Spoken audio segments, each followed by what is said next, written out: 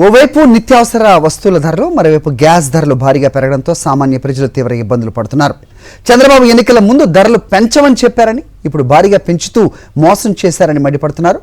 కుటుంబ పోషణ ఇబ్బంది అవుతోందని ఆవేదన వ్యక్తం చేస్తున్నారు. ఇలాగే ధరలు పెంచితే తాము ఎలా బ్రతకాలని నిలదీస్తున్నారు. ఇప్పటికైనా ప్రభుత్వం ధరలు తగ్గించాలని డిమాండ్ చేస్తున్నారు విశాఖకు చెందిన మహిళలు. దీనిపై మరింత సమాచారం మా ప్రతినిధి నాయుడు అందిస్తారు. ఇప్పటికే నిత్యావసర వస్తువుల ధరలతో తీవ్ర ఇబ్బంది పడుతున్న గృహ వినియోగదారులకు గ్యాస్ భారం కూడా వారి మీద పడుతుంది. 29 రూపాయలు పెంచుతున్నట్లు కేంద్ర ప్రభుత్వం నిర్ణయం తీసుకుంది. పెంచిన ధరలు ఈరోజు అర్ధరాత్రి నుండి అమల్లోకి రానున్నాయి. ఇంకా గ్యాస్ పెరుగుదల మీద మరిన్ని విషయాలు మనతో మాట్లాడడానికి కొంతమంది మహిళలు చెప్పండి. ముఖ్యంగా నిత్యావసర వస్తువుల ధరలు పెరగడం కానీ, లేదంటే గ్యాస్ ధరలు పెరగడం కానీ మధ్య తరగతి సామాన్య ప్రజల మీద ఎలాంటి ప్రభావం చూపుతుందని మీరు అనుకుంటున్నారు? ఈ పెరగడం వల్ల మేము చాలా ఇబ్బంది పడుతున్నాం సార్. ఇప్పుడు గ్యాస్ రేట్ పెరుగుతుందంటే మా మీద చాలా ఎక్కువ భారం పడుతుంది సార్. ఆల్రెడీ ఇప్పుడు ఈ నిత్యావసర సామాన్లు పెరగడమే మేము చాలా తట్టుకోలేకపోతున్నాం. కరెంటు బిల్లు అవనివ్వండి, గ్యాస్ అవన్నీ, పెట్రోల్ అవనివ్వండి, ప్రతి దాంట్లోనూ కూడా మేము చాలా ఫేస్ చేస్తున్నాం సార్. ఈ ప్రభుత్వం వచ్చిన కానీ మేము పడే ఇబ్బంది చాలా ఎక్కువ పడుతుంది సార్. ఎందుకంటే మేము ఇప్పుడు రేపు పొద్దున్న నుంచి ఇప్పుడు గ్యాస్ ఇప్పటికే 1000 రూపాయలు పెట్టి మేము ఆల్మోస్ట్ 1000 రూపాయలు కొంటున్నాం. ఇప్పుడు మళ్ళీ ఆగస్టు మళ్ళీ పెట్టుకోవాలంటే మా వల్ల కాదు సార్. మేము చాలా ఇబ్బంది పడుతున్నాము. ఈ ప్రభుత్వం మరి అంత ఇచ్చేస్తుందో మాకు తెలియట్లేదు, కానీ చాలా ఇబ్బంది పడుతున్నాం. ఇప్పుడేమో మేము మా ప్రభుత్వం వస్తే మీకు దేనికి రేటు పెరగదు, మేము అన్నిటికి రేటు పెంచకుండా మేము ప్రభుత్వం సాగిస్తామని చెప్పారు సార్. అప్పుడు జగన్ ఉన్నప్పుడు మాకు ఎప్పుడు అలాంటి ప్రాబ్లం రాలేదు సార్. ప్రతిదీ కూడా తక్కువ రేటుకు మాకు అందుబాటు రేట్లోనే మేము తీసుకునేవాళ్ళం. కానీ ఇప్పుడు వచ్చిన ప్రభుత్వం రేటు ప్రతిదానికి కూడా ప్రతి ఒక్క ఐటమ్ వస్తువు కూడా రేటు పెంచుతుంది సార్. ఇంకా అది ఇది అనడానికి లేదు. మేము బయటకు వెళ్ళాలని భయపడాల్సి వస్తుంది.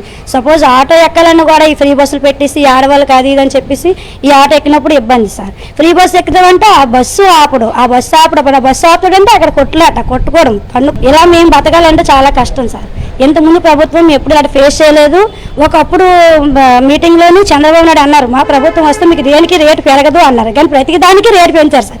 ఆయిల్ అవనియండి, బియ్యం అవనియండి, పప్పు అవని, చింతపండు ఏది కొనాలన్నా భయం వేస్తుంది. ఇప్పుడు ఆయిల్ జగనన్న ప్రభుత్వం ఉన్నప్పుడు 150 రూపాయలు కొనేవాడిని సార్. ఇప్పుడు 180 రూపాయలు అయింది సార్. 5 కేజీల డబ్బా అయితే 1000 రూపాయలు అయింది సార్. ఇంకా అదే గ్యాస్ కూడా అప్పుడు చాలా తక్కువ కొనుక్కునేవాడిని సార్. ఇప్పుడు కూడా ఎక్కువ రేటు. అది కాకుండా చాలా ఇప్పుడు మధ్యన కూడా ఇబ్బంది కూడా పడుతున్నాం గ్యాస్ గురించి. గ్యాస్ దొరకట్లేదు. అక్కడికి వెళ్ళి అదే ఆఫీస్ దగ్గరికి వెళ్ళి చాలా ఓటీపీ నెంబర్లు ఇస్తే ఇస్తామని చెప్తున్నారు. వాటికి కూడా చాలా రిస్క్ పడ్డాం మేము గ్యాస్ గురించి. ఇంకంటే ఎన్నాలంటే ఒక భర్త కష్టపడితేనే మేము అందరం తినేవాళ్ళం. ఇప్పుడు అలా కాదు, ఖర్చుల వల్ల భర్త భార్య కష్టపడే పరిస్థితి వస్తుంది. కూటమి ప్రభుత్వం అధికారంలోకి వచ్చిన తర్వాత ఉప్పు, పప్పు ఇలా చూసుకుంటే ప్రతి నిత్యావసర వస్తువులకి కూడా ధరలు పెరిగాయని, దానికి తోడు గ్యాస్ ధరలను కూడా పెంచుతున్నారని, దీనివల్ల సామాన్యులు బతకలేని పరిస్థితి నెలకొందని ఇప్పటికైనా కూటమి ప్రభుత్వం స్పందించి పెంచిన గ్యాస్ ధరతో పాటు నిత్యావసర వస్తువుల ధరలను కూడా తగ్గించాలని చెప్పి ఇక్కడున్న మహిళలంతా కూడా ప్రభుత్వాన్ని డిమాండ్ చేస్తున్నారు. సూపర్ 6 హామీలు అని చెప్పి ఏదో 1-2 పథకాలను అమలు చేశారు తప్పితే సూపర్ 6 పథకాలను కూడా అమలు చేయలేదు. ముఖ్యంగా కూటమి పాలనలో మహిళలు పెరిగిన రేట్లతో తీవ్రమైన ఇబ్బందులకు గురవుతున్నామని చెప్తున్నారు. కెమెరామెన్ శంకర్తో నాయుడు, విశాఖపట్నం నుంచి.